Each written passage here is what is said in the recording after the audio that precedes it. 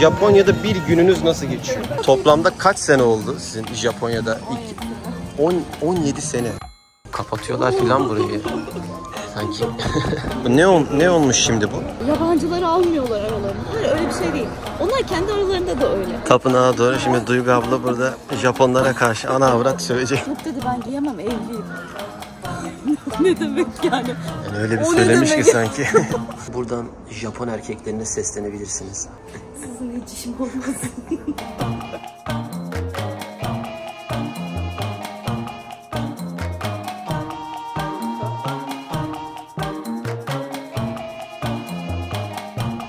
Herkese Japonya'dan, Tokyo'dan selamlar arkadaşlar. Nasılsınız, iyi misiniz? Şu anda Harajuku'dayım. Bugün özel bir konuğum var.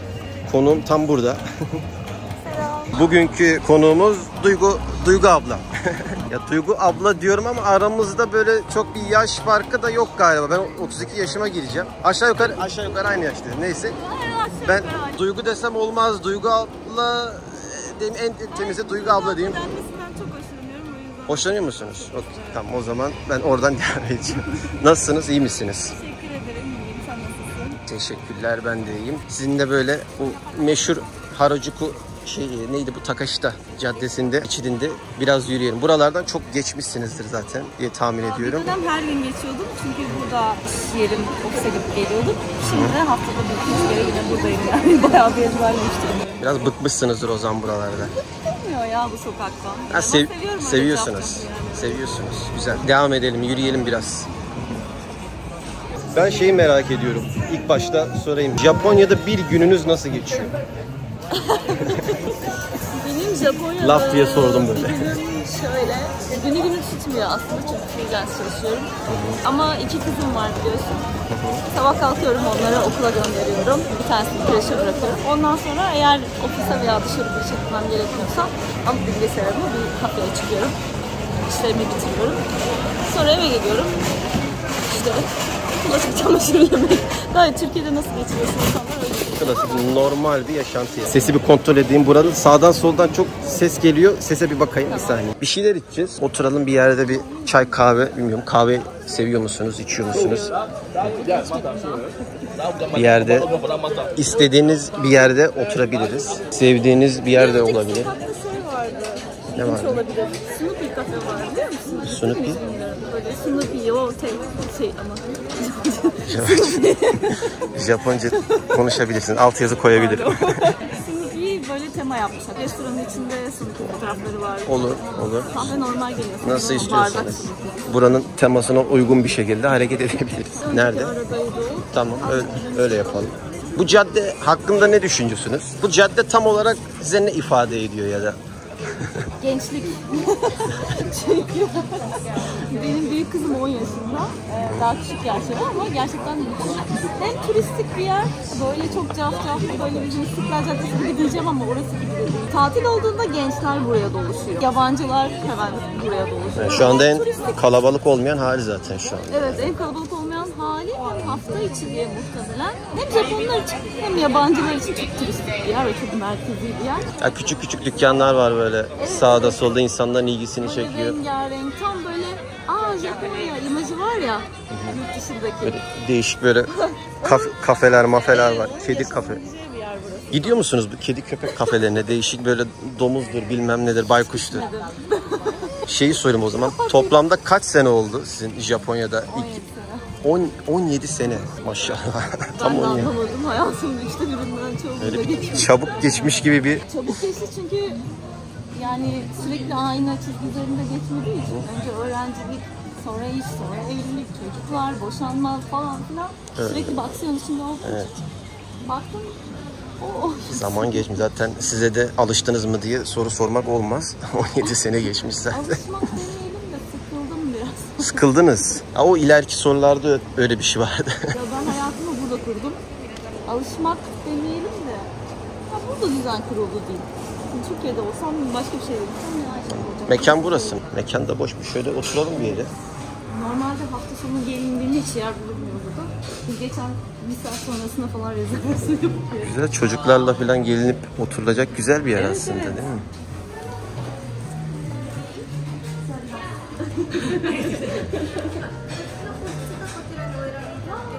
Geliyor. Seçebiliyormuşuz. Siz tamam siz seçin fark tarafa hiç etmez. oturmadım, çok Okey güzel. tamam oraya oturalım. Çizgi film gibi mekan ya.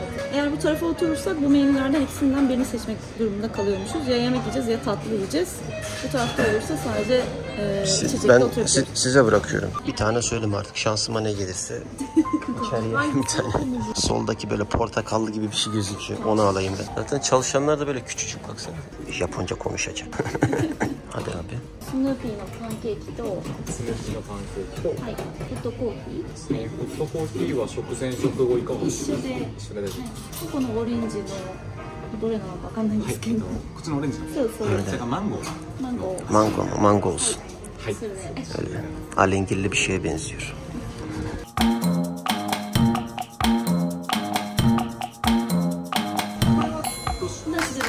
Abi sipariş vereceğiz. Terledim boncuk boncuk ya. Sen aynada. Ben buraya büyük ihtimal tekmek gelmem. Ne şimdi gelmem. Anlatamam derdimi. Orada kısmında biz de hiç oturmamıştık bu arada. Ben de ilk defa olduğum için. Orada çünkü şey yok.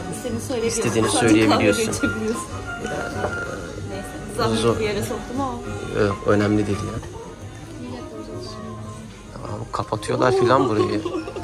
Sanki date gibi bir şey oldu bu. Acayip bir şeye dönecek o. Güzel. Fiyatında bayağı 3-4 tane bir şey gördüm ben. Fiyatına da yansımıştır büyük ihtimal. Yan yana böyle bir şeyler gidiyordu. Ama mecbur bırakıyor sonuçta. Bir de haracık kirası pahalıdır biliyor musun? Vallahi siz öyle diyorsanız öyle de. Siz buraların civarında kalmış mıydınız? Eviniz var mıydı? Evim burada hiç olmadı. Çünkü ben çok böyle aşırı merkezi yerleri sevmiyorum. Çok kalabalık, gürültülü. Ve buralarda mesela dışarı çıkıp yemek yemek bile büyük sorun. Şu an biz hafta içi biraz daha böyle az kalabalık zamanındayız ama akşam çıkıp bir yerde yemek yemek için bir saat sıraya girmek gerekiyor. O evet o sıkıntı ya. Giriyor musunuz peki? Girmiyorum. Hiç İşte o yüzden girmiyorsun. burada oturmuyorum. Ama bazen mecbur kalıyor insan ya. Bir yere gezmeye gittim. Her yerde sıra var. Ne yapacaksın? Mecbur. Ya onu ben ya bir kere yapmışımdır ya 2 kere. Ben bekleyemiyorum yani böyle yarım saat, 1 saat nasıl bekliyorlar sırada Japonlar. Alışmışlar o da artık Evet, yani. o zaman da en kötü gidip kombiniden onigiri bir sandviç alıyorsun ama çocuklar olunca o da zor oluyor. O yüzden... Ya da evde yapıyorsun en temizi. Ha, evet pişenmiyorsan. Düşün. Bak. Sorulardan biri oydu. Evde neler hangi yemekler yapıyorsunuz? Neleri yemeği seviyorsunuz Japon yemeği? Bana da çok geliyor. Valla çok canım isterse oturup mantı da açabiliyorum. Mantı uğraşıyorsunuz yani o kadar. Uğraşıyorum çok canım isterse. Simit falan da yapabiliyorum. Aa, bir şeyler geldi. Abi şunu ben bir alayım. Prezent miymiş? Teşekkür. Aa, ne güzel. Bayağı üşenmeyip simit yapıyorsunuz. O zaman size heves var o konularda. Var yemek yapmayı çok seviyorum. Ama daha çok hani böyle çok canım Türk yemeği istemiyorsa Japon yemekleri daha kolay. Yani hani onlar bizim kadar uğraştıran şeyler değil. Japon yemekleri daha kolay. Daha kolay evet.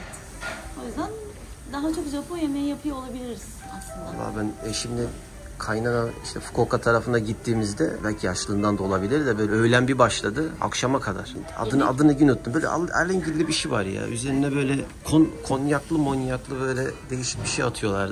Böyle jelip. Öyle bir şey vardı işte sulumulu böyle çorbaya benzeyen. Sabahtan akşama kadar şöyle bir tencere yaptı. Çok hoşuma gitmişti. Anasını bu Japonlar da bunu yapıyor dediğiniz bir yemek var mı? Ama ramen seviyorum mesela. Ramen. Sulu çorbalı. Bir de Japonların normalde hani biz salça kullanıyoruz ya yemeklerde ya da ne bileyim işte domates suyu kullanıyoruz. Japonlarda da dashi diye bir şey var. O da böyle hafif şeker atıyorlar içine, hafif soya sosu falan o karıştırdıkları hafif tatlımsı tadı çok seviyorum. Limonun içinde de var, işte başka diğer yaptıkları yemeklerin içinde de var. O tadı seviyorum ve ben çiğ balık sashimi'yi de seviyorum. Çiğ balık. Çiğ balık böyle hapur hapur yiyenlerdensiniz. Ama onun da şeyi var ya hani böyle ucuz sushicilerde falan ağzında büyüyor ya. O tadı gelmiyor. Evet, güzel sushi sashimi olacak o zaman gerçekten tadını duyuyor. Zaten onlar da pahalı oluyor genelde. Ama işte o hafif tatlı sirkeli pilavı da seviyorum ben. Udon yemeği pardon. Sukiyaki. Sukiyaki? Onu böyle çiğ yumurtaya batırıp yiyorsun. Tam Japon olmuşsunuz. Ya ama gerçekten benim kızım da sevmiyor öyle çiğ yumurta falan da. Geçen gün öyle bir bak ucundan dene falan dedi. Bir denedi gerçekten hoşuna gitti. Sevdiler değil mi? Ya hani bizim kafamızdaki ay nasıl çiğ yumurta tadı değil o. Başka bir şey. Bak bir denemediysen şimdiye kadar. Ya o bende de oldu. Ben de biraz ön yargılıydım. Bir yedim gerçekten hoşuma gitti. Böyle enteresan karidesli yemekleri var. Böyle bir baktım iğrendim ama sonradan bayağı hoşuma gitti yani. Evet. Bence ön yargılıyız. Gerçekten o çiğ yumurta da çok fazla şeye yakışıyor Japonya'da. Bir de mikrobik olarak da endişe duyuyoruz ya. Çiğ yumurtadan öyle değil. Şimdi burada asla böyle dışarıda bırakmıyorlar. İllaki soğuk taşınıyor vesaire. O konuda dikkatliler yani. O konuda titizler. Hintliler diyelim mesela, Çinliler diyelim. En kötü namı olan o yemek konularında. Bunlar bile yani buralarda o Yokohama da gerçi biraz kötü de oralarda bile gittiğimizde biraz dikkat ediyorlar. Allah biz yemeğe memeye daldık sağ olsun. Duygu abla sildi süpürdü. Tabak üstüne koydu da. Konuşuyoruz böyle dedim boşa gitmesin kamerayı açayım bari. Benim sizle ilk tanışmam YouTube'a Japonca video koymalarınızla başladı. Türkiye'deydim. Birçok Türk gencinin, Japonya aşığı Türk gencinin masa başında izlediği dönemler. Sorun şu ki, şimdi yaptığın işin getirisi de olması lazım. İlk birkaç video çok fazla izleniyor. Çünkü herkes hevesli. Hani gerçekten Japonca öğreneceğim ben diyen insan o kadar çok fazla olmadığı için seviye biraz ilerledikçe artık gerisine insanlar bakmamaya başlıyor. Şu salatayı yiyeyim biraz şuradan salatayı. Harajuku'dan çıkalım mı? Çıkalım. Hayvan, kafe, kedi, köpek bir şey sevmek isterseniz. Ben de hiç gitmedim bu arada. Cidden 17 senede hiç gitmediniz mi? Buna şaşırıyorum işte. Çünkü neden biliyor musun? Ben çok severim hayvanları ama böyle evin içinde bakabilecek karakterde bir insan değilim o yüzden. Bir de şey herhalde yani ne bileyim kapatıyorlar ya onları öyle işte gidip ondan dolayı da sevmiyorsunuz. Çok duygu olarak. Sizin çocuklar peki? Onlar rahat. Gidelim anne şey yapalım. Dediler bir kedi köpek kirpi sevelim demiyorlar mı? Ben konuyu kapattım sanırım. Ama gidebiliriz. Ben dışarıda bir ara domuz gezdireni görmüştüm Shibuya'da. Belki aynı kişidir. Büyük ihtimal. Bir tane de kaplumbağalı var abi de ona denk gelmedim. O da meşhur. Köpeği, kedi, araba, bebek arabası gibi arabayla geziyorlar. Ben Türkiye'de hiç görmedim. Bilmiyorum var mı ama.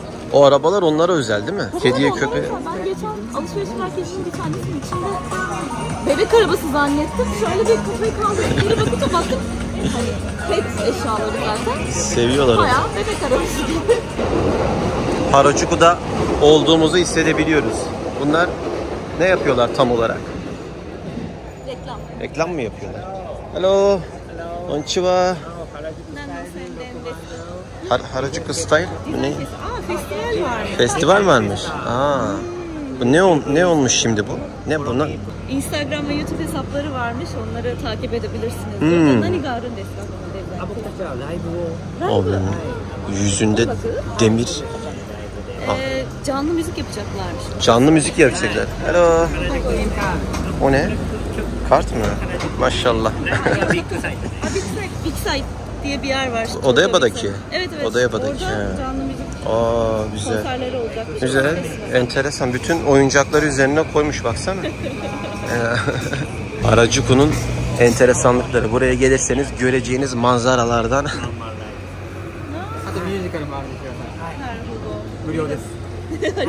Arigatou gozaimasu. Valla bakayım. Arigatou gozaimasu. Bay bay. Kalabalığı yakalamışım Japonların arasında. Sorularıma... Bu arada şu yukarıdaki apartman inanılmaz pahalı bir apartmanmış. Biliyor musun? Siz buradaki bütün fiyatlara hakimsiniz o zaman. Her şeyi kiralardan iş yerlerine kadar her şeyi biliyorsunuz. Burası. Şu kiralayıp oturabiliyorsunuz. Onun içeriğinden bir tane Instagram'da hatta bayağı bir... tam ne kadar fiyatı? 2 milyon yen. 2. Ebisu'da birkaç tane yer gördüm. Bayağı 10 milyon yene kadar bir yer gördüm ben yani. Böyle enteresan. 2 katlı mı 3 katlı mı böyle. Galiba host most bir şey kalıyor oralarda anlamıyorum. Bu aralar benim Twitter'da çok karşıma çıkıyor. Yok işte birisini dolandırmış, onu dolandırmış, parayı almış, hosta yatırım yapmış. O tarzda bilmiyorum siz denk geliyor musunuz? Zaten burada ya hosta yatırılıyor ya da tarikatlara yatırılıyor. Şu anda nereye geldik? Meiji Tapınağı'nın oraya geldik. Bu arada hafta sonu olsa düğün falan oluyor içeride. Düğün oluyor. Seremoniler böyle hani yürüyorlar tek sıra halinde böyle. Evet, şarkı marka bir şeyler. Siromuku denen beyaz gelinlik değil ama Japonların evlenirken giydiği bir tane kıyafet var. Bu imparator nerede yaşıyor tam olarak? İmparator sarayında yaşıyor. Tokyo'da o imparator... İmparatorluk sarayında yaşıyor ve içerisi şey değil, kapalı yani görünmüyor. Kapalı. Bir de onun daha da ilginç olan tarafı Topkapı Kulesi vesaire, Skytree oralardan böyle bütün Tokyo'yu tepeden görebiliyorsun ya. İmparatorun sarayı görünmüyor. Yani evinin olduğu yer görünmüyor. Allah Allah. Üstünde ağaçlarla vesaireyle kapatmışlar özellikle. İmparatorla ilgili denk geldiğim tek haber eşiyle birlikte golf oynamaya falan gitmişti. Kaç yaşında adam. Bir de çok tatlılar. Böyle yan yana Eski imparatoru mu diyorsun acaba? Oğlu eskiyi diyorum ya. Aha, eski. Minnacık. Oğlunun daha zamanı var. Saray derken bizim Türkler ya öyle altın varaklı musluklar falan yoktur da sade ve güzel. zaten imparatorun yaşantısında o sadelik varsa diğer Japonlarda da illa yansımıştır diye düşünüyorum. Japonya'nın ilk aklınıza gelen kötü yanlarından birkaç bir şey söyler misiniz? 17 senelik tecrübenize dayanarak küfür de edebilirsiniz. Ya kötü yanlarından çok söyleyebilirim ama şimdi ayıp olmasın diyeceğim. Yok işte. Türkçe biraz Japon arkadaşlar değil. Ya bir kere burada uzun süre yaşayan yabancıların, sadece Türkler için söylemiyorum. Yabancıların da hissettiği bir şey diye düşünüyorum bu. Yalnızlık demeyeceğim de bir Japonla çok yakın arkadaş olamıyorsunuz. Sosyal hayat içinde bir sürü Japonla tanışabiliyorsunuz. Yüzeysel olarak çok güler yüzlüler, yardımseverler vesaire. Ama tek başınıza bir yabancı olarak Japonya'da yaşadığınızda böyle çok derin bir sosyal çevreniz olmuyor. Ama bu şey değil. Yabancılar bana genelde şey olarak aldı. Yabancıları almıyorlar aralarına. Hayır, öyle bir şey değil. Onlar kendi aralarında da öyle. Bir yere kadar giriyor sadece. Ondan sonrası arkadaşınla mı buluşacaksın? Bir ay öncesinden... Peki ne bunun sebebi ne sizce? Ya bilmiyorum, kültür tamamen gerçekten sürekli bir şey çekingenliği var. Karşındakinin sınırına girmeme. Girersem eyvah çekingenliği var. Mesela çok basit bir şey söyleyeceğim. Hafta sonu işte küçük kızımın kreşin arkadaşı gelecek. İlla ki ona bir hediye alalım istiyor. Şimdi tamam, hediye alalım ama o kadar düşünüyorum ki ben, çünkü yıllardır bunu öğrendim Japonya'da. Küçücük minnacık bir şey almam lazım. Hani benim gönlümden gelse çocuğa, ne bileyim, böyle ayıcık mayıcık alsam şeyi düşünmek durumunda kalıyorum. Şimdi o da karşılık vermek zorunda kalacak. Ona da hediye aldırtmak zorunda kalacak. Ya omiyage mevzusu. Karşındakine bir şey yaparken bile ona karşılık verdirmek zorunda bırakmamak. Kadar İşte o bunun tam karşılığını ben eşimle birlikte yaşıyorum. Nereye hediyeye bağlayacağım, işte omiyage mevzusu. Nereye gidersek gidelim, mesela herhangi bir şehre, Fukuoka'ya gidiyoruz. Dönüşte 3-4 paket bir şey alıyor. İşte yok hastane, işte hemşire bu arada. Yok işte bunu ortaya koyacağız, herkes yiyecek. En yakın arkadaşlarıma 2-3 tane vereceğim. Ya tamam, küçük al diyorum mesela. Küçük al koy, karışma diyor. Bu benim diyor, bizim olayımız diyor. Ya evet, farklı yerlerde tezatlıklar da var. Biz mesela Türkiye'ye gidip geldiğimizde işte büyük kızım okuldaki arkadaşlarına hediyeler alıyor. Ona almıştı birkaç tane. Şimdi bir tane arkadaşına vereceği hediyeyi çocuk kaç gün gelmemiş okula. O yüzden hani o arada da başka bir arkadaş görmüş, diğerlerine dağıtıyor. Aa ne güzelmiş demiş. O da nasıl olsa gelmiyor okula diye öbürüne vermiş. Öbür kız gelmiş bir hafta sonra. Gelip şey diyormuş. Ben Türkiye'den hediye almadım. Bana Türkiye'den hediye vermedin diye. Kötü yönlerden bir tanesi. Ya bir de bunu hep yapması lazım ya, işte hep yapması lazım. Bu senelerin getirdiği bir şey. Sırf bu yüzden intihar eden bile vardır yani buralarda. Psikolojisi bozulup. Aokigahara ormanına gittik. Bayağı ceset aramaya, video çekimi için. Bir yerler kapalıydı. Enteresan bir yer. Oranın da böyle zaten enteresan bir yer şekli var. Böyle yer böyle havaya kalkıyor, iniyor. Havaya kalkıyor, iniyor. Bilmiyorum, gittiniz biz oralara. Gitmeyin zaten. Dağın başında diye düşünmüştüm, değil mi? enteresan bir havası var oranın. Video çektim ama en korktuğum yerlerden, hani akşam da duralım girelim dedik de şey olmadı. Söyleyemiyorum şu anda. Akşam duramadık. Ha, o yaş törenleri falan oluyor. Evet, yaş törenleri. Çocuklar için 3 yıllık lafını böldüm. Erkek çocuklar için de 5 yaşında sağlıklı o yaşa geldikleri için tören yapıyorlar. Şöyle tapınak. Şöyle arkamızı dönelim. Şöyle bir şey. Onu yani öyle bir mecburiyetiniz yok. İsteseniz yapmazsınız ama. Yok, tabii ki de mecburiyetimiz yok da, ama hani hem çocuğa anı oluyor hem de o kıyafetleri giyip böyle stüdyoda fotoğraf falan çekiliyor. Çocuğun hoşuna gidiyor. Yani büyüdüğünde benim öyle bir törenim yoktu demesin diye yapıyoruz. Yani arkadaşları falan ama yapıyordur, mesela görüyordur. Bir de tapınaklar para kazanıyor. Yani o tören için tapınağa hani şey değil, mecbur değil ama evet, işte atıyorum 10.000 yen bağış yapsan iyi olur gibi bir şey oluyor. Abi İstersen 1.000 yen ver ama bizi tabii... de gör. Bağış, pedere bağış. Çocukların tatlılığından söz etmiştik. Duygu abla da bana katılıyor. Şöyle elimde market poşetiyle geziyorum ama Japon çocuklar küçükken çok tatlı oluyorlar. Fakat büyüdüklerinde bu tatlılık gidiyor. Katılıyor musun dedi? Kesinlikle katılıyorum dedi. Katılıyorum. Kesinlikle katılıyorum. Bir şey soracağım. Sizce bu Japon kızlar, kadınlar Asya'daki en güzeller arasında birinci sırada mı? Değil. Sizce hangisi? Bence Koreli kızlar çok daha güzel. Bak, bu konuda da hemfikiriz. Çünkü neden? Baktığınızda... Şimdi estetikten falan mı Yok, insanlar değil. yazacaktır Havası estetikten bence. değil mi? Çünkü hani o cilt güzelliği vesaire falan değil de Japonlarda kadın erkeği ayrı Şöyle dönelim. tutmuyorum. Arkamıza şunları alalım. Bir şeylik var. Tutukluk var. Koreliler daha Bir rahat. kaskatılık var. Korelilerde o bak hani müzik Korelilerde gruplarına rahat. falan bile baktığında anlarsın yani o dans ederken ki o ritim duygusu vesaire. Koreliler biraz daha böyle rahat, Bunların daha rahat versiyonu. alımlı. Japonların Japonlarda o alımlılık rahat yok. Japonlar. Bu alımlılık geni olmadığı için yabancılara çok fazla özeniyorlar o yüzden. Korelilere bile özeniyorlar aslında yani. Çok fazla seviliyor Kore. Yaşantı kurmuşlar buraya kafalarında. Japonlarda o bir fazla değil mi? Bir fazla çünkü yani bir tatil günlerinde ben evde şöyle ayaklarımı uzatayım da dizi seyredeyim gibi bir bilinç yok Japonlarda. Yani bir Japon'u dediğiniz gibi ya ben bugün oturayım yatakta uzanayım dinleneyim o tarzda düşüncede bulamayız o zaman. Yok, tatil günü asla evde oturmaz yani. Bu anlamda çok farklıyız ve ben onu özellikle çocuklardan hissediyorum. Çocuklar belli bir yaştan sonra sürekli hafta sonu yapacak bir şeyleri var. Çocuklar evde oturup böyle affedersin popoyu yayıp da çizgi film izliyor gibi. Güzel bir şey aslında bu. Çok güzel bir şey. Tembellikten insanı alıyor. Kesinlikle öyle. Ve ben mesela hani Japonya'ya geldikten sonra da bunu büyük bir şirkete çalışmaya başladıktan sonra da hissettim. Şimdi hafta sonu ne yapıyorsun? Yani ben bütün zamanım yoğun geçiyorsun. En azından bir gün, bir pazar günü hiçbir şey yapmadan evde oturmak istiyorum. Japon'un öyle bir ihtiyacı yok çünkü çocukluktan alışmamış. İşte bizdeki genlerden dolayı dediğiniz gibi küçüklükten gelme. Evet, aslında ihtiyacımız da yok yani insan olarak. Eve gel akşam Evet, dinlensin biraz işte. da hani alışkanlık bizim insanlarımıza da bende de daha doğrusu bir şeye alıştıysak ondan kopmak böyle farklı bir şey yapmak bir süreden sonra zor geliyor. Yattıkça yatasın geliyor öyle bir Ya, şey o ve hiç ayrı, sağlıklı değil aslında. Japonya'daki yorgunluk da öyle normal bir yorgunluk değil mesela. Aşırı bir yorgunluk var burada. Evet, çok hızlı ve yoğun geçiyor hayat nedense aynı ama. Çünkü benim gözlemlediğim kadarıyla mesai saatleri 8 saat diyelim burada. 8 saati de çalışıyor. Evet. Öyle bir durum var. Mesela ben Aşırı 8 güzel bir noktaya değindim. Öyle bir sigara içeyim. ya yok. İki Ben sohbet edeyim şimdi yok. girip çıkmadığım dükkan kalmadı mesela Uber'den dolayı, işimden dolayı. Böyle ben bir tane Japon'u arkada böyle genellikle ya yabancı oluyor, ya Çin oluyor. Köşede köşede böyle oturmuş ya Çinli falan oluyor. Böyle kaytarıyor maytarıyor. Mesela iş yerinde telefonla oynayan ben daha bir Japon'a denk gelmedim böyle. Bir dakika 2 dakika şu Instagram'a falan bir bakayım. Ama Çinli yeminliye denk geldim. Yapamazsın.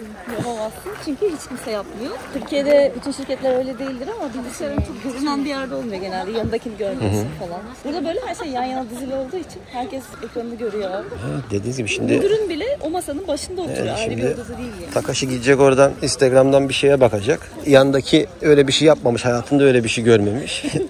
Gidecek arkadaşına söyleyecek. Dedikodu muhabbetleri. Dedikodu muhabbetleri bu arkadan çekiştirmek var mı böyle şeyler? Var. Başınıza geldi mi? Çok geldi. Bulunduğum ortamlarda da geldi. Benim arkamdan da oldu. Sonradan duydum. Zaten 200'lük şu an başladı gömmeye. Video şimdi başlıyor arkadaşlar. Tapınağa doğru şimdi Duygu abla burada Japonlara karşı ana avrat söyleyecek. Çarpılacağım. Büyük şirket olması gerekmiyor. Şirketlerde özellikle kadınların çok fazla. O zaman bak şöyle söyleyeyim. Bu hani genelinde mi var yoksa hani okey tamam. Genelinde var ve Cevabı bu. korkunç tarafı şu. Asla anlamıyorsunuz çünkü yüzüne bakarken çok iyi. Böyle tamamen seninle arkadaş, her şeyine bayılıyor falan. Öyle görünürken arkada neler dönüyor olayını ben çok fazla yaşadım. Belki bende Japon fazla çevre olmamasından dolayı benim başıma hiç gelmedi. Benim boşanma olayının sonrasında da geldi. Çok yanımda sandığım insanların arkadan hançerlediği de oldu. O ayrı bir şey ama. Yani öyle bir anlatıyorsunuz ki sanki Türkler yapmış bunların hepsi Türkiye ama bildiğin Japon yani bunlar. Hiç Japon beklemezsin. daha korkunç. Asla anlamıyorsun. Biz Türklerin gene biraz böyle hareketlerine yansıyor, yüzüne yansıyor. Bir şekilde hani ortaya çıktığında çok da o kadar şok olmuyorsun. Yapmaz dediğin şeyi aslında içten içe hissediyorsun falan. Japonya'da öyle değil. Asla renk vermiyorlar öyle söyleyeyim. Ama hani onu da geçtim. Mesela şey de var. Böyle alttan hafif iğneleme de var. Buna çok şaşıracaklar ama. Bir kere şöyle bir şey gelmişti başıma. Bu arada Japon toplumu böyle çok rahat, kimse kimseye karışmaz, herkes işte çok böyle cancıcı falan sanırsınız. Ben ondan önceki yazdı sanırım, kızımın dans grubunun diğer arkadaşlarının anneleriyle böyle almaya gittik okuldan yazın. Bu arada yazın insanlar sen de biliyorsun pek burada kadınlar böyle askılı falan giymezler. İlla böyle ya yarım kol ya örter onu böyle bir şey Evet. falan her neyse. Hem güneşten korunmak için hem de demek ki öyle bir şey var yani mini etek okey ama üstten askılı giyemiyoruz falan diye. Neyse ben de askılı giyiyorum sürekli yazın. Sıcak çünkü. Bir tane annelerden bir tanesi dedi ki ha dedi ne güzel askılı giyebiliyorsun dedi. Ne kadar güzel yakışıyor dedi. Güzel bir şey söylüyor güya bana. Sanki kendilerine yasakmış gibi anlatıyorsun. Yasakmış gibi. Ondan sonra yanındaki bir tane diğer anne dedi ki sen de giy dedi. Güzel olmuşsa dedi. Sen de giy dedi. O da ona laf sıktı. Bak, ortama bakın yani. O da dedi ki bak benim yanımda sanki Japonca anlamıyorum. Yok dedi ben giyemem evliyim.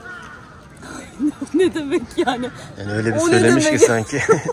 Ben o an böyle bir dondum kaldım. Aslında normalde çok güzel cevap yapıştırırım. O kadar beklenmedik bir anda kaldı ki. Ah dedim kim bilir hayal ettim böyle arkam. Benim olmadığım ortamda neler konuşulabildiğini hayal ettim. Allah yarattı demeyeceksin. Animelerdeki küfürü yapıştıracaksın. Överek yermek gibi. Başka arkadaşlarımla da çok iş. Ay ne güzel yakışıyor. Böyle giyiyorsun ben giyemem. Hani güzel bir şey söylüyor gibi görünüyor ama alttan Anladım. vay be sendeki cesarete bak diyor aslında. İşte siz tam konuya hakim olduğunuz için, Japonca'ya da hakim olduğunuz için mesela ben Japoncayı bilsem 2 sene, 3 sene ya da 5 senede mesela o duyguyu falan da geçirtmeleri lazım ya. Evet. Ben onu anlamam. Siz de evet. 17 senede. Aa ne güzel olmuş dediği zaman sen sanıyorsun iyi bir şey söylüyor. Evet işte o ama tam işte o değil aslında. içten içe. Bir tane abla vardı benden birkaç. Ya, bir 6-7 yaş. Tapınağa doğru gidelim, bir iki dua edelim. Biz böyle sürekli öğlen yemeğine falan çağırdı sürekli beni. Onun da böyle bir tane ekirisi başka bir abla vardı arkadaşlar. Ama her gittiğimizde ben böyle nasıl hayretler içinde dinlerdim onları. Çünkü şirket 2000 kişilik falan böyle. 16 kat. 16 katta kim var? Hangi departmanda? Kim kimle ne yapıyor? Hepsine hakimlerdi. Herhalde not tutuyor herhalde. Not alıyor. O gün sabah bizim kendi çalıştığımız departmanda kim gelirken ne giymiş. Ama bu manyaklık seviyesinde ya bu kadar. Bir de böyle hani gördün mü işte onun altında bunu giymiş falan diyor. Şimdi düşünüyorum hatırlamaya çalışıyorum çünkü o kadar dikkat etmemişim ki. Niye böyle şeyle ilgilenirsin, çetelesini tutarsın arkadaş. Böyle insanlar var ya. Çok güler yüzlüler, yardım ediyorlar sana, inanılmaz tatlılar ama sana yüzün arkasındaki işte insanların kandığı ilk baştaki durum da bu bence. Hani geliyorlar Japonya'nın güleç yüzüne kanıyorlar. Evet. Seneler sonra Duygu abla gibi tapınakta küfür müfür ediyorsunuz Japonlara. Şakasına diyor. Burada bizim deprem zamanı bağış kutusu vardı. Görevli Türkiye'de bulunmuştu. Bayağı 30-40 sene önce enteresan bir karşılaşmamız olmuştu. Şimdi de bak donation diyor. Hawaii, Morokko. Bu Hawaii'de galiba yangın mı olmuştu? Fas, Libya için bağış topluyor. Burada sürekli bir bağış toplama olayı var zaten. Ama Türkiye için bayağı bağış toplama. Depremde evet burada bayağı bu kadar bir kutu vardı. Abi atacak mı? Atmayacak. Genelde benim bildiğim çarpıyorsun 2 kere.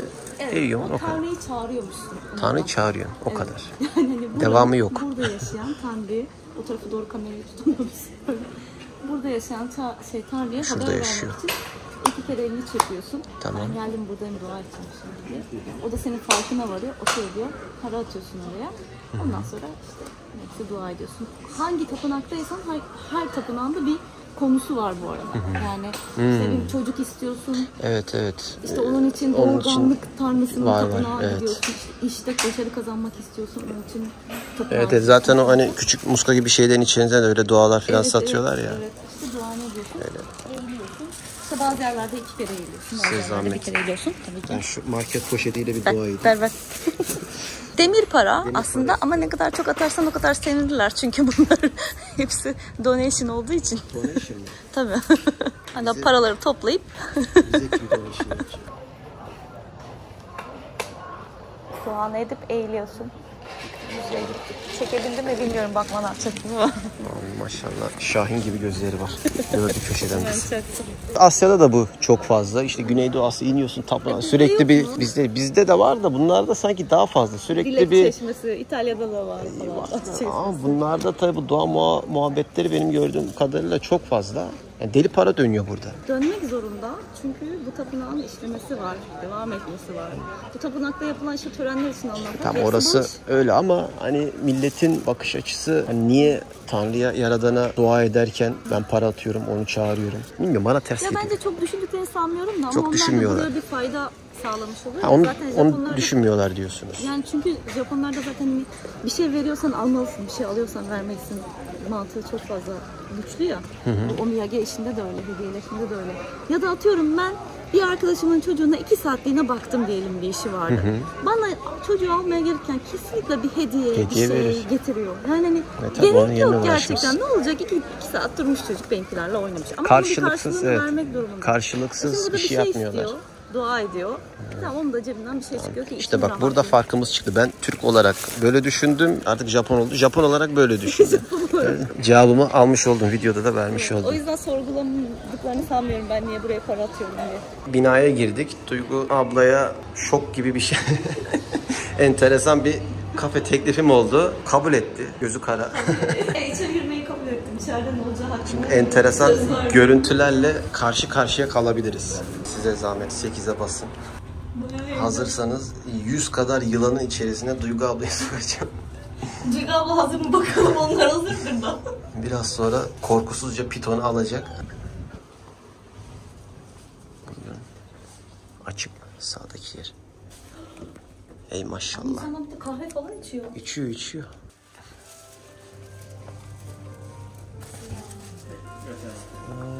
Konça. Geldik yılan merkezine.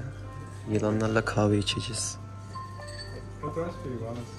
Bir tane seçip Kıpırdamıyorlar gerçek gibi. kıpırdamıyorlar. Canlı mı bunlar? Canlı. O O zaman şu. Japonya'nın enteresanlıklarındanmış. Buraya geçelim. Bak. Yılandan korkmam, Japon'dan korktuğum kadar. Sizi yılan kafeye getiren olmuş muydu? Kız çekti mi bilmiyorum da. Ey maşallah. Bak. Aman hala dur. Fırını diyorum, karşıya da koymuş bunu. Date yapıyor yılan. Allah neler var. Aşağısında da oynuyor. Ne içiyorsun? Bir şey içemem şu anda. Şu bana bakarken nasıl bir şey içebilir? Adamlar çözmüş iş ya. Alkol koymuşlar. Konsept şu: girişi yapıyorsunuz, oturuyorsunuz, masanıza bir tane koyuyorsunuz. Orta yerde bir tane yılan duracak. Siz kimleyseniz artık çay kahve eşliğinde istiyorsanız bira, alkol içebiliyorsunuz. Yanında böyle yılanlar havaya kalkmış, yanınızda duruyor. Baksanıza. Uy. Uyuyor mu? 2 tane yılana dokunmak, almak o ayağıma gelecek gibi ya. Şu ne kadar oynuyor? 550 yen. Biraz korkunç bir şey. Bunu boynu da nasıl olmaları bu? Yılanların yerindeyiz arkadaşlar. Yılanlarla ilgili şöyle bir durum var. Ben dokunmayacağım. Niye? Çünkü bana dokunmayan yılan 1000 yaşasın. Japon ablam gelmiş buraya şey diyor, güzel diyor. Havayı diyor yılanlara. Siz pek korkmadınız gibi, bir rahatsınız gibi sanki. Ya görmekte sıkıntı yok da elimi alınca bilmiyorum. Ben her an sanki biri böyle ayağıma dolanacakmış gibi hissediyorum. Nasıl alıyorsunuz ya? Aile boyu yılan keyfi. Bugün bu Japon çift evden çıkarken gidelim de bugün bir yılan sevelim diye evden çıkmışlar. Ne kadar rahatlar ya.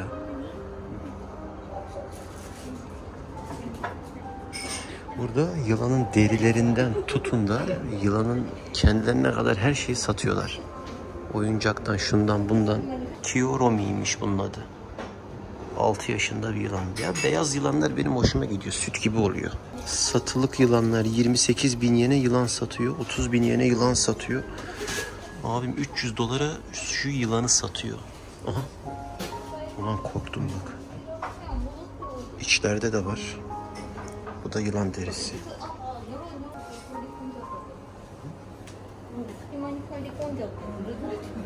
Tokyo'nun göbeğinde böyle bir kafe olması hakkında ne düşünüyorsun? Yüzlerce yılanın arasında. Yüzlerce yılanın arasında sadece kafede değiliz bence. Genel Tokyo kahvesinde de yüzlerce yılanın içinde yaşıyoruz. O zaman ben Japonya ile ilgili sorularıma devam edeyim. Japon erkekleri hakkında neler söyleyebiliriz? Kucağıma alınca soracağım. Japon erkekler hakkında. Duygusuz köpekler diye çocuklar olacak. Hepsi yılan gibiler. Evet, çok ciddi söylüyorum. Gerçekten biraz duygusuz ilişkiler konusunda çok duygusuzlar. Elini kolunu bir yere nereye koyacağını bilememe. Yani bu anne çocuk ilişkisinde falan da öyle ama ikili ilişkilerde öyle. Yılanda da böyle. Yılanda da böyle. Yılanlık konusuna gelirsek başka bir yere gideceğim ama sevgililik okey. Ama yine de sevgiliyken bile iki tarafında ayrı ayrı hayatları oluyor. Hiçbirbirlerinin. Hani bizdeki de böyle abartı kontrolcülük karşındakinin hayatı ama Japonya'da da aşırı tam tersi. Kimdesin, neredesin, ne yapıyorsun? Herkesin farklı hayatları var. Haftada bir kere buluşuluyor falan. Bu şekilde ilişkiler bize biraz ters. Evlendikten sonra evde çocuk oluyor ve bütün sevgililik de bitiyor zaten ayrı. Karı kocalık da bitiyor bence. Evet, o konuda biraz sizin Gördüğüm genel... yaşadıklarınız biraz tabii daha fazla. Evet, genel. Bu arada senin için söylemiyorum. Sen gerçekten çok istisna güzel bir ailen var. Maşallah. Evet, sağ ol. Ama genel Japon aileler, bir de Japon erkeklerinden bahsediyorduk ya. Kadınlar. Öyle yani herkesin dışarıda ayrı bir hayatı var. Böyle bir yılanlık söz konusu. O yüzden geldik zaten. Konuşturabilmek adına Duygu ablayı yılanların arasına soktum ki rahat rahat. Japonya'yı bir hayvanla bağdaştır desem hangi hayvan olur? Yılan mı? Ha bu. Baksana nasıl oynuyor. Ben demedim. Ben bir şey demedim. Nasıl gidiyor ya? Ya bak böyle güvende olsak okey. Güzel hayvanlar böyle kıvıra kıvıra gidiyor ama. Bu arada Cem kendi korktuğu için beni buraya getirdi. Kucağına alınca evet o doğru. O doğru. Biraz kullanmış gibi oldu ama kusura bakmayın. Ama olsun. Bana da değişik Biraz oldu. lafı değiştirmek adına Japon erkeklerinden bahsederken koynumda yılan beslemişim. Duygu abla yılan seçiyor. Hangi yılanı seçecek? Büyükler daha az korkunç çünkü onlar daha ağır diyor. Okey. Sonuçta yılan yılandır yani. Abla seç birini de çıkalım abla. Yılan muhabbeti yapmak yarım saattir beni böyle bir elimi titrettiriyor. Küt mü? Kawaii. Boynuna sarmak çok eğlenceli diyor. Öyle diyor. O alışmış. 大きいのにします。大きいの。あ、首に巻けるかわかんないけど。こちらでも優しい子は太陽あ、じゃあ一個これと、そうですね。一個大きいの。はい。かわいい。日本語すごい上手ですけど。 Sugoi tabi ablam 17 sene olmuş. 昨日いらっしゃる。 17 sene. 彼は昨日も来てですよ連ね。れてこられました。30代geldi. Yine kim işte. Ben buranın müptelasıyım artık. Gelip video çekip gidiyorum ben. 私絶対トルコ Beni の方 hatırladı. En çok Türk misafirleriniz var. YouTuber と一緒に来て。そうそうそうすごい有名な方みたいですよそうですね。そうです。で日本に住んでらっしゃるんですか。はい。 Ediyor ablam. Senden çok yaşamıştır Tokyo'da Duygu abla. 私似た方がいらっしゃるようだ。 Abla uzatma ver artık. 昨日そう。だから私を連れてきた。あ、そう。3人いらっしゃって、あ、4人いらっしゃって、お一人だけ触らなかったのね。 Bütün 4 kişi geldiler bir tek o ellemedi. Evet evet. Aa, beni gözüne kestirmiş. Kurban olarak beni あれ Ablam benim. Korkuyoruz işte ablam ne diyeyim yani. Yılan sonuçta. Bak su nasıl sallanıyor. Şeyi sorsan abla. Ben o esnada su içsem. Hani su içene yılan bile dokunmaz. Gerçek mi? Abla ben şöyle bir uzağa gideyim. 頭と尻尾だけ怖がるのであんまり触らないで。あ、でもいいですよよりは。おkadar da korkunç değilmiş ya. Do うやって持てばいいですか? 2 saniye oldu. Bir zaman geçsin. こうやって İyiです. まあちょっとだけだ。 birazcık elledim. Bir elim ver. Gerçekten o kadar korkunç değil. Abi jelibon gibi. Evet. 木になったつもりで。はい。大丈夫ですよ。噛まないかも。大丈夫です。 いけた。優しい。いけた。なるほど。 Şeyi sorsan abla. Şeyi soralım şu hani su içerken yılan bile dokunmaz. なんかトルコにすごいことわざがあって人が水を飲んでる時に蛇は絶対触らないっていう Gerçek mi değil mi? あるんですよ。本当にそうなんですか？そんなことはないでしょ。öyle bir şey yok. Yokmuş değil mi? Ulan 32 senelik bilgi birikimim şu anda bitti. Oyununda yılanla muhabbet ediyor ya. Şeyi söyle peki abla. Japon erkekleri yılan gibiler. Onu çevir istiyorsan. Söylerim. Doğru mu değil mi? Yok sorma. Tamam sorma. sorma. Her şeyi de çevirme abla. 冗談なんですけど。日本 Her şeyi çevirme. 蛇みたいって言われるけど本当ですか？ Sordun mu? Ya, びっくりした。 Japon erkeği deyince atağa geçti. Elini yaladı bir an korktum. Burada birilerini ısırmışlar mı? ここで誰か噛まれたこ Öyle Var. ne kadar rahat söylüyor ya. Isırmışlar değil mi? Ama şey dedi, mesela yemekle karıştırıp, fareyle karıştırıp ısırdığı oluyormuş. Eline fare saldırıyormuş. Ama bunun, bu yılanın koku alma duyuları çok güçlü, o yüzden karıştırmıyor aslında. Karıştırmıyor. Okey, anladım. Çok kıpır kıpır. Büyük olanı. En büyüğünü getir abi. Bu bayağı korkunç, kolay. Gece rüyana girmez inşallah. Kendimi suçlu hissederim.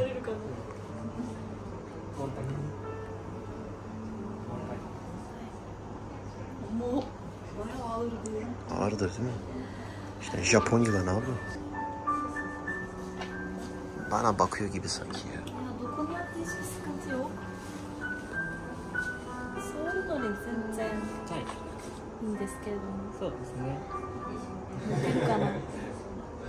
Yani tatlı hayvanlar gibi gözüküyor da sonuçta yılan ya. Ama bir şey diyeceğim, derisi çok böyle Bize genelde güzel yani. taç çobito. Kimochi. Bir dokunayım. Ama göz ucuyla bana bakıyor. 3-5 saniye alıyor. 3-5 saniye. Bir denem. 2秒だけ首に。 Hazır. 本当に2秒だけ。 Bu kadar yakınlaşmışken. 本当に2秒だけ。 Ya masum ya baksana 2 büklüm duruyor. 2 büklüm duruyor vallahi. Vallahi helal olsun. Hiç bir gram korku yok ya. Hiç sanki yılan yokmuş gibi hareket ediyorsunuz. Şimdi gelir beni ısırır size bir şey yapmaz büyük ihtimal. Buradan şey var, Medusa. Buradan Japon erkeklerine seslenebilirsiniz. Sizin hiç işim olmasın. Böyle bir güle güle diyelim. Bay bay. Duygu abla maşallah. Japonya'da sağda solda yılan görürsem seni arayacağım direkt. Ne yapıyorlardı bunlar neydi? En sevdikleri, en tatlı buldukları, sevimli buldukları yılana kalp koyuyorlarmış. Geçen aya kadarmış gerçi. Bir sonraki ayın Bir sonraki takviminde o yılanın fotoğrafı koyuyorlar. fotoğrafı çıkıyor. Ayın yılanı diye adamlar buraya, ayın elemanı diye harbiden yılana para veriyorsun sevmek için. Ayın elemanı diye burada geliyorlar, afişe ediyorlar. Gidelim yeter, bu kadar yılan yeter. Japonya'nın sokaklarında bulunan çalı çırpı ormanlarda belki görülebilen bir hayvanmış. Japon yılanı. Üzerinden para kazanıyor abla. Hiroşima'da tutup gelmişler. Hiroşima'da. Ablam mı tutmuş? Yok, başkası tutmuş. O yüzden adı Hiromi. Ha, o yüzden Hiromi. Aa, bu Hebi'nin kanjisiymiş, ben de bilmiyorum. Yani Hiroşima'nın yılı. Hiroşima'nın İlginç. Thank you, arigatou gozaimasu. Thank you. Bye bye. Bye bye. Ben yine gelirim ablam ben. Arigatou gozaimasu. Matakimaste.